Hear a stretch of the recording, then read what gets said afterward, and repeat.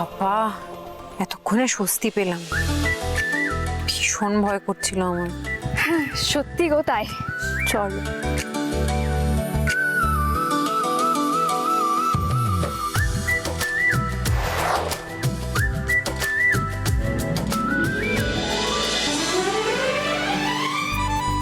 Lovely. বিবেক, এখানে না এলে ঠকে যেতাম, বুঝলি? এই জন্যই তো বলি বন্ধু, সব সময় আমার কথা শুনে চলো, তাহলে দেখবে জিন্দেগিতে কেউ তোমায় কোনোদিন ঠকাতে পারবে না। বিবেকটা আবার ঠকানোর কথা বলছে।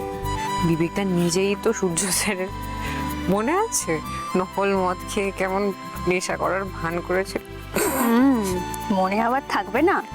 তবে বিবেক কিন্তু তোমার কথা রাখতেই সূর্যদাকে ঠকিয়েছিল। শুধু কি আমার কথা রাখতে? বিবেকটাও তো চায় বিবেকটার বন্ধু ভালো থাকুক, সেই জন্য করেছে। এই, তোরা কি ফিসফিস করছো বলো তো? আমাদের গালাগালি দিচ্ছ না তো? গালাগালি কেন দেবো বলুন তো?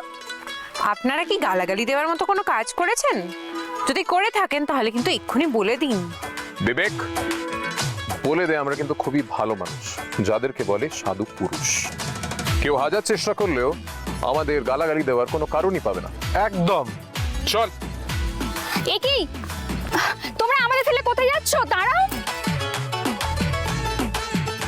দেখেছো সোহাগ, আমাদের পাত্তাই দিল না। এই চলো তো সোহাগ, দেখি ওদেরকে গিয়ে ধরি।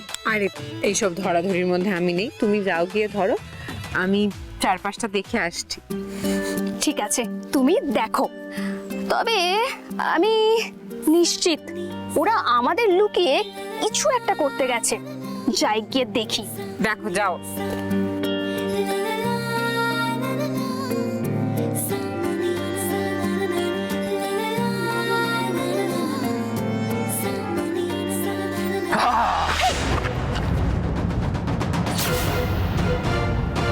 কি আপনারা কারা?